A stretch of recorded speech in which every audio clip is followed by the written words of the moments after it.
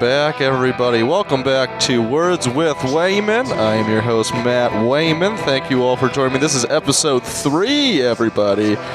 It seems like it's only been 2. I know a lot of people have been hitting me, telling me that on the internet, but this is the 3rd episode. We have a very special guest. We're going to hop right into it. We've actually got my father on the Kevin Wayman on the podcast today. What's your Twitter handle, or do you have Twitter? You want to give him your Facebook? Hit him up on Facebook at Kevin Wayman. That's, really don't tweet. He doesn't tweet. He doesn't twat. This is a family-oriented podcast, Dad. I do have Facebook, but it's only for the chicks. Yeah, only for the young birds out there. That he raises birds as well. Everybody, very excited. With this podcast, I started this podcast to kind of to talk to creatives, mainly as a way to trick creative people into talking to me, so I could steal all their creative tips. But also just to talk to people that are awesome. So I also think a big part of creativity is drive as well, and I think you're one of the most driven young men that I know. Well, I appreciate you saying that, being that you haven't been around for 10 years now or thereabouts. I've heard some things. I've heard people have been talking. No, but the thing that I like is that you were the only child that we had that went to school and never came back. Didn't come back. It was awesome. Said I got stuff to do. It was really awesome. We appreciate it. Don't take that as like I didn't want to be here. I hope you didn't take it as a bad thing. No, I took it as a. You're like no. I took that as a compliment. Yeah. Thank you very much. We never wants to live in that house again. But I mean, it's easier. I mean, I know that having that many kids in the house is a lot to deal with. I mean, well, we only had 2 bedrooms. That kind of sucked too. So, the intimate times got a little dicey, but I think I had my own bedroom for about a year and a half, 2 years. I'm not talking about your mom, and I'm talking about you guys when you brought your girlfriends home. That was kind of awkward. That was kind of awkward, but I guess it worked out. So it did. But no, as far as drive, I think you're right that I feel that I made a decision early on to say, okay, I need to make enough money so that I can support. Myself. Because you guys had kids pretty early. I mean, we had 2 kids in when I was in law school, which was that was kind of shitty. However, it kind of either you shrink from the challenge or you rise to the challenge, and I rose to the challenge, that particular challenge. Do you think it's one of those things that, like, right when you knew that you had like a kid on the way, you're like, it is time now? Like, you can't ever drive as much before you have children? Do you get what I'm saying? I don't know if you.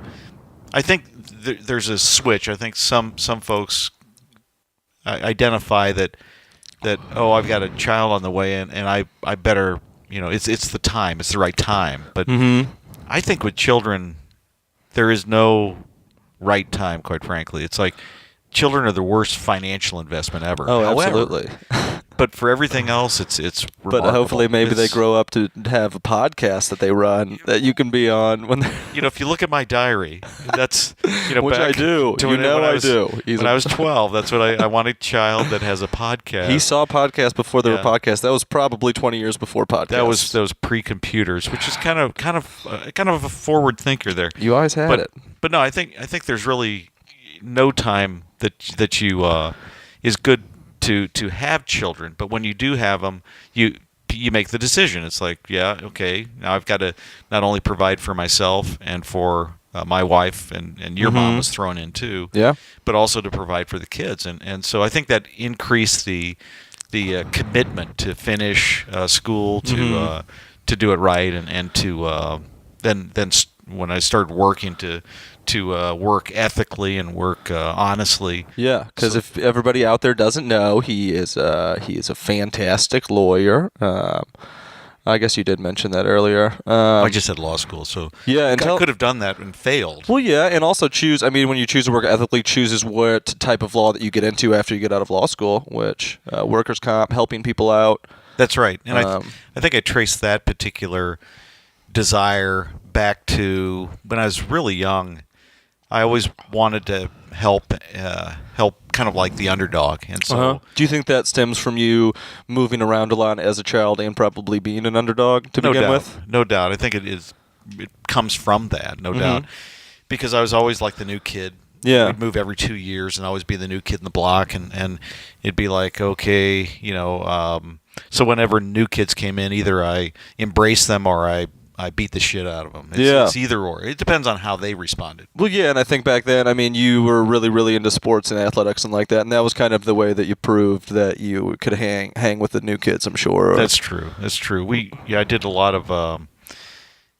I was always a runner and played baseball, and so I think athletically I was driven in that regard. So I think that just it was competitive edge. Yeah, a good transition into academics, and I was pretty competitive in academics, but always kept sports as a big part of my life. Yeah, I mean, if you're not, I mean, I think that is just drive too, but also if not, you're competing directly against other people. You always should at least be competing with yourself to, do something better for yourself.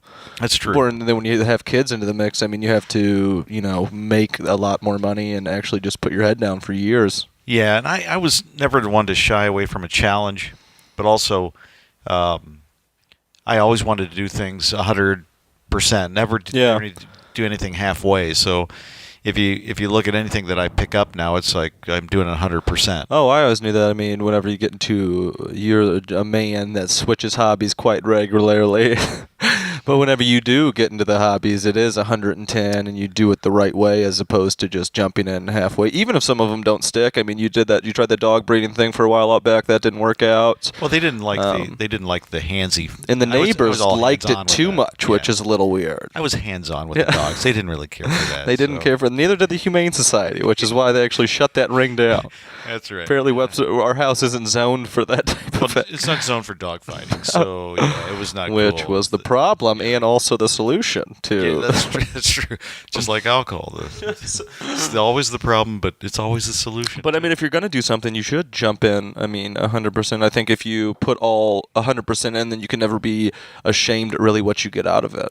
That's true. And if you fail at it, then you just reset and just maybe make an analysis of why you failed, and so you change that method up for the next endeavor. Oh, it's hundreds and hundreds of failures that lead to one. I mean, I'm sure law school was that, just baby steps of never feeling like you can grasp it, because I've always heard of how hard it is. And yeah, law school, it's a different animal, and so really undergrad really never challenged me, and so when I went to law school, I had kind of a idea of what law school was, a concept, and the reality kind of blew the concept. So it was like that, but still, I was around the top third of the class, and I started getting it toward the second year and third year. I was killing it, but grades in law school are important, but it's not the only thing. It's not the tell of the lawyer that you're going to become in the end, but I mean, definitely for coming out with a job, it is a big deal, because I mean, it sets the salary cap, right? I mean, it scales down. Yeah, it's kind of interesting with, and it may be the same in other professional schools, but with law school, if you're in the top 10%, you are able to write your ticket, and so and so you'll be able to write your ticket for the top salary jobs. As far as everybody else, the other 90%, everybody's scrambling. Yeah, a guy that's the 11th percentile in a class could be getting a job that is lower than the middle of the road guy. Because the middle guy in the middle road knows somebody, or his dad knows somebody. Either that, like that, or fell into something coincidentally. And there was the first job I got was being a law clerk for a federal judge.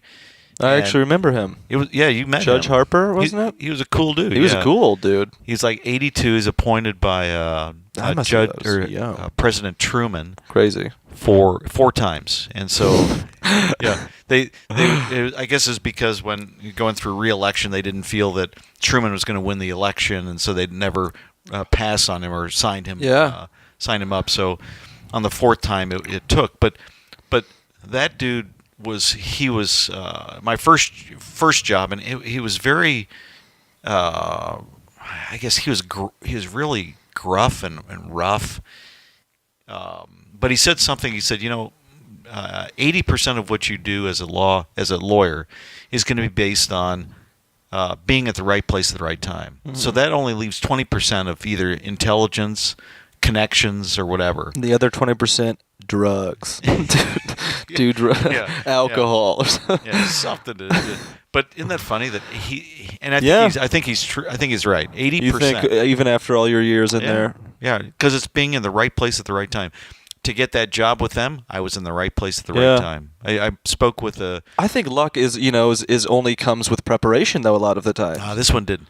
So what I did, I showed up. That is not the case, kid. Yeah, I showed up at the job interview, and I saw on this law clerk. The law clerk was doing the interview for the judge to narrow the field, and she had on her desk a Grateful Dead sticker. And I said, "Oh, you're into the Dead?" She goes, "Yeah, I really like the Dead." I go, "Me too." And we started talking about the Grateful Dead and the concerts we went to and the stuff that went down at the concerts. And she goes, "You're going to be perfect for this job." And she Were you at that orgy in '91? Were you there? She's like, "I was totally there. Yeah, I was in the middle of the puddle. I was dancing, and I saw you." I did 29 hits of acid at that show. I never had done more than 28. And so the Grateful Dead got me that first That's pretty. job. Isn't that cool? At least their accomplishments, and just coincidentally last week they broke up. They played their last show, and they killed it financially. Yeah. They made a lot of money. Oh, smart businessmen as it is, and a lot of those guys. I mean, that's just right place, right time. They were out in San Francisco when they got introduced to acid, and it made them shape their career. Look at the timing of their run, and they were a unique product too. Nobody did the jam stuff, and with How Could You Miss with Jerry Garcia, with him. Oh, I mean, just fantastic musicians from the start, and I mean, just like there's the good little Bob Weir documentary that I just watched a couple weeks ago. Because I mean, that's So that was the start, and then the next job was kind of on merit though, because I had about 2 years of experience, and then went to an insurance defense shop, and so I was doing legal work but defending the insurance company, saving the insurance company money. Why? Being a real piece of shit. Yeah, being a total. Yeah. So, but it's a paycheck. I mean, at the end of the day, I mean, the reason why I did it, I wanted to get experience, so that I could then turn the table and then start representing see exactly what they were looking for. Absolutely. Because then you know how to beat them. Yeah, because if you go straight insider work. Right. Yeah. So I was taking notes and mental notes, and so that helped out pretty much in terms of experience base, etc. So when I came back and started practicing on the plaintiff side, that really helped. And then, so you went directly after that to Sweeney, Ram, and Wayman after that to start your own thing? I did. And how did that fall into place? And how does that fall into place for people that don't know? Well, one of the dudes I went to school with, Ram, was a partner there, and so I guess maybe we'd been out of school for 4 years, maybe 3-4 years, and so I told him I'm shopping. 4 or 5 years. I'm shopping for a gig, and so I interviewed with the guys, and they seemed pretty cool at the time. Like, certainly the guy I went to law school with, absolutely, Jim Ram, cool guy, always has been a cool guy, and then then just started working with them, and after a year or two became a partner and worked there 15 years. So that's kind of the thing where they kind of bring you in on a trial basis, and if they feel to themselves that you're bringing enough to the company, they bring you in as an equal partner. So it's so they wanted to see whether or not they don't want to make the offer, whether or not I can cut it, whether or not I can make the money. It must be hard to be in a partnership like that when somebody else obviously isn't pulling the weight, though, because I feel like that would probably be pretty prevalent a lot, right? That happened a lot, yeah. I mean, when you know exactly how much money you're bringing to a certain... Right, and you know how much the overhead is, and our overhead was pretty spectacular at that place. Pretty high? Really high. Yeah. Yeah, because we had advertising products that brought in more business. So when you have that kind of a expenditure, the demands on the partners are very high. And so, when you're spending so much all the time. Yeah, and so you go through months, maybe several months, where you're good, bad, average, but you have a nut that you have to hit. So each month. the bottom line is just higher than you'd like it to be. Right. And it's always higher. But eventually you get to the point where it's almost an autopilot, where you get those cases coming in, you have a method. Then the other things, then you have some peripheral issues that start coming into play. Relationships and and focus and what the particular partner wants to do or chooses not to do. And so we had a group there that I was willing to try all the cases that I didn't get the number on. I like to try cases.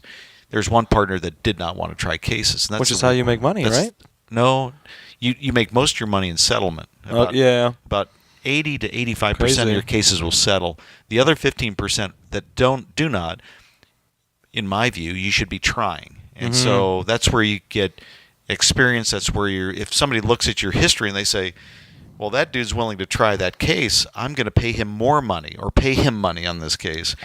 But we had two cats that didn't want to do that. And it really started, kind of gnawing at me that these boys needed to step up to the plate, and they wouldn't step up. Yeah, that's the problem. And speaking of problems, we have a problem. We're out of time. Hey, there you go. We're going to shut it down. We're going to be right back with part 2. So I just want to thank you for joining me on this one. My pleasure. You are the man, and we will thank you all for joining us. Hit us up online at Words With Wayman on Twitter. You can hit all of our backlog episodes, agencysketch.com/podcast, and thank you all so much for joining us.